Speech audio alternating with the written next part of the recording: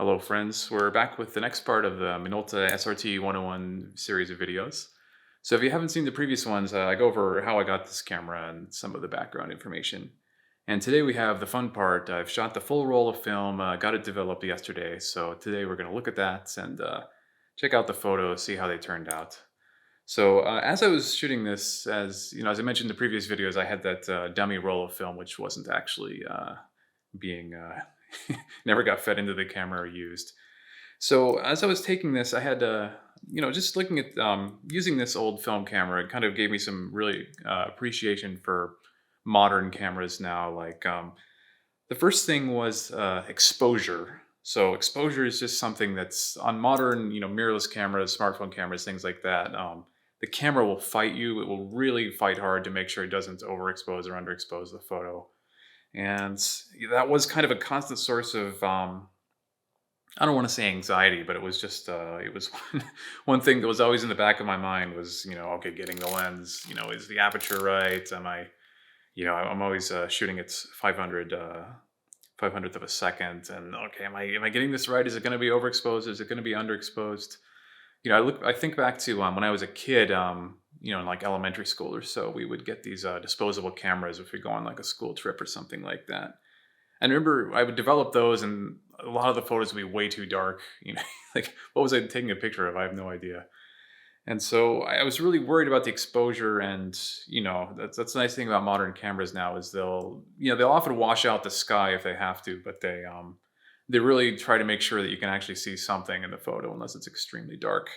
And as I came to find out, I probably didn't need to be that worried about it. I really should have just been a little more daring, a little more experimental. But I do appreciate now that my camera right now, I can just get a really good idea of when it's overexposed, when it's underexposed. And the other thing I kind of developed more of appreciation for as well is autofocus. So on modern mirrorless cameras on your smartphone camera, like it's constantly hunting for a face or an eye. It really tries to find something to focus on, and it'll lock it on there. Like right now, I'm recording this video, and if I lean forward, it'll follow my eyes and probably blur the background a little more. And if I lean back, it'll follow that. If I cover my eyes and then move this in front, it'll probably say like, okay, this is the subject and follow that. So I don't even have to think about that. And, most people don't, they just use smartphones or cameras like this. You can put on auto settings and it will generally always find a subject and get that in really sharp focus. But that being said, these are all the lenses that came with the Minolta were all manual focus, of course. But I kind of liked it actually. It was this the Minolta has a kind of element in the viewfinder, this sort of trapezoidal shape, I think it is, and it will really help you dial in your focus well. I thought it was pretty fun actually to manually focus, really get that just set where you wanted it to. And it wasn't especially challenging or anything like that. Although I'll show one of the pictures. My wife was taking a picture of me, and she just really didn't like manually focusing it. But I thought that was kind of a fun part. But of course, you can still do that on modern lenses as well. You can just set it to manual focus. So yeah, both of those represents kind of really serious advances in the camera world that weren't present, when this was a actively used camera. So I developed more of an appreciation for those. But yeah, so before we get to the photos, I should probably say that yeah, so I had some, I believe it was ISO 400 film, and so I set it to 1/500th of a second, using the Sunny 16 rule. And yeah, I took all the pictures with this same lens just for consistency's sake, just to have a one roll that was taken with one lens and one setup, so I could begin to have a basis for comparison for other rolls of film later. So this is a 58 millimeter prime, the MC Rockor PF. I get the impression there were probably several lenses in this series. There might be slightly different specs, but this is probably about as standard a lens as they came on this camera, made also by Minolta. And, aside from that, yeah, I tried to follow the Sunny 16 rule. If it's sunny outside, set the aperture to f16, then stop it down as there's less light. I kind of, if you look online, like I think I checked in Wikipedia or something like that, and there's rules for, okay, if you see sharp shadows, put it at this aperture. If the shadows edges are blurry, set it at this. If it's very overcast or slightly overcast, do it like this. And I didn't really memorize all of that or try and follow any strict formula like that.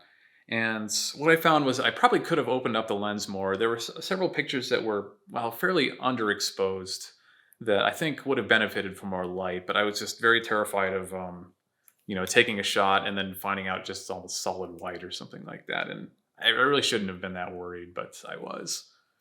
So with that said, let's get to the photos.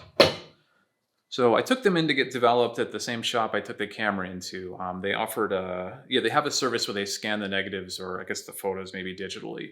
So one fun thing is that, I have these prints here, but I can also show them in the video at full size. So when I first got these, my big impression that I was really surprised by is just how much it really looked like these pictures were taken in like the 60s or 70s. If you hadn't told me, some of these pictures, like I'll show this first one, this building nearby that I just took. If you hadn't told me that I took that picture, just a couple weeks ago, I would really believe that this. If you told me, oh yeah, it's from 1971 or something like that. So it really made me think about how much my view of that period of history is really kind of colored, as it were, by just the way film looked and the way cameras worked in that era. Like, if I had this picture if I saw this in an album somewhere, I would just think absolutely nothing of it. Like, yeah, of course, it's a picture from that era. So I guess, it has to do with the color, or maybe it has to do with the lenses, the nature of film itself. Now, of course, this is probably much newer film stock than what was available in the 60s and 70s. I don't know how much it's changed, like chemically, or how the manufacture of it has changed since then. But it was quite impressive. And then I should mention that all of this, the developing these 36 shots and getting them digitally cost me about 3,000 yen, which is maybe in normal times of normal exchange rates, that would be maybe $26 US. Currently, the yen is in a somewhat of an extreme position. It's probably maybe closer to, like, I don't know, $21 right now. So it's probably more expensive than it would have been back in the day, but I imagine there's much less of a market for developing film, and the equipment is probably rarer and more specialized now. So, I might have been able to get a cheaper price somewhere else, but it was. I have a history of spending a little too much money for YouTube. So anyway, that was the first picture I was really impressed by.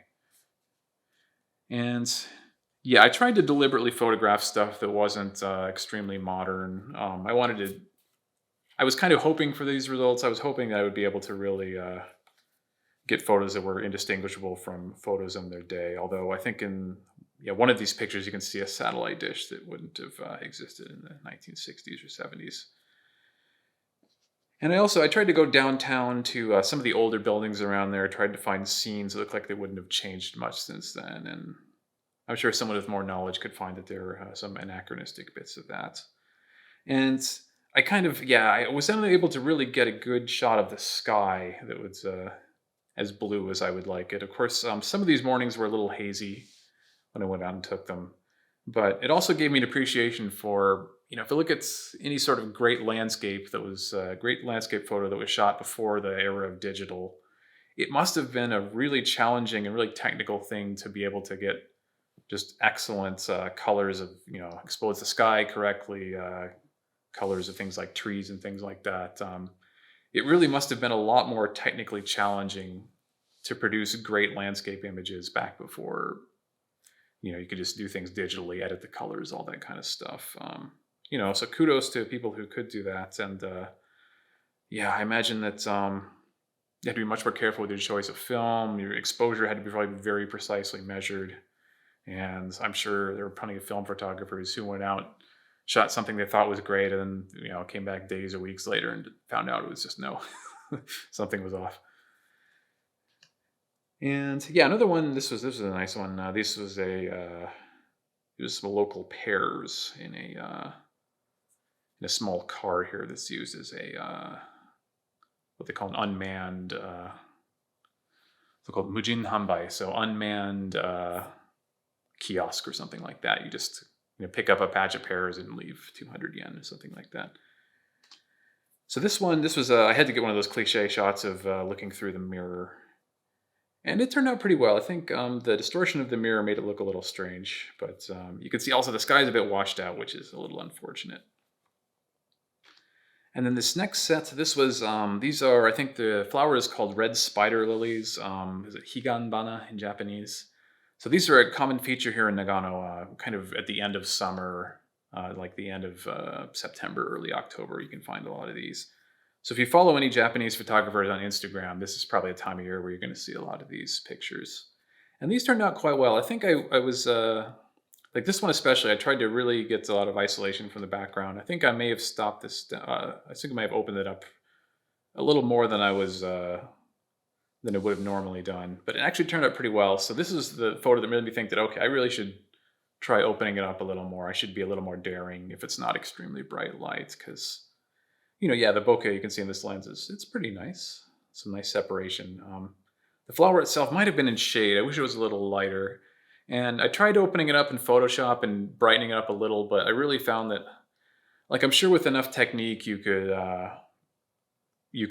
get this looking how you like it. But compared to shooting something on shooting raw on a modern mirrorless camera, the colors aren't really there for you to manipulate as easily as they would be in something like a raw photo.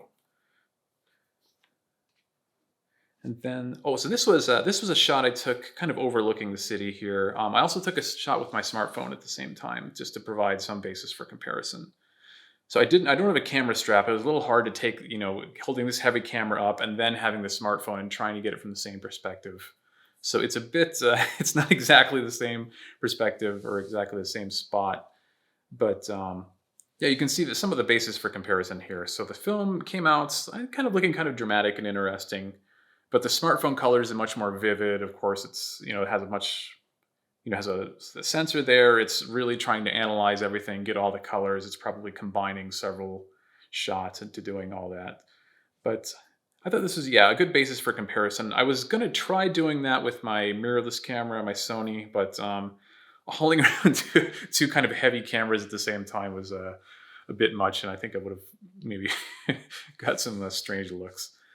But I think overall, I do like the character of the film as well. You can see it was exposed to the bright areas. The shadows are quite dark, and from this distance, it's hard to make out which buildings are modern, which aren't. And also, yeah, someone was driving by on a moped at the same time, so that was kind of neat. And here's a picture of me when we went to just a local burger restaurant. So this was, yeah, a little underexposed. This one my wife took, and she was she found the camera heavy, and just she really didn't like manually focusing it. And I probably should have stopped it up a little more, but it came out all right.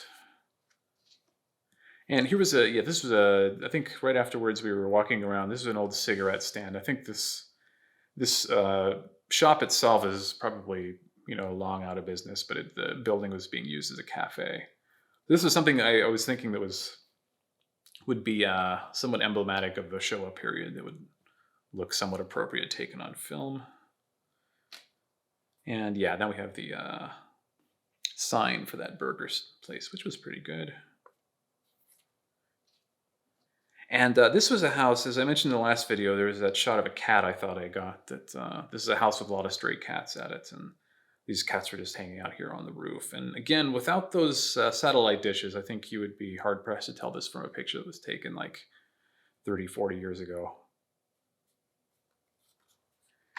And then this last shot, this was right before I was getting it developed. I had one or two shots left, and this was right next to the camera store. And this one came out surprisingly sharp. I don't quite know why. I don't remember.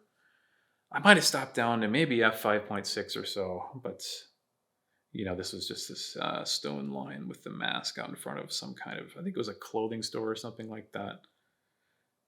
So this was another one of those pictures I thought, okay, maybe I should, open up the lens a little more in the next roll.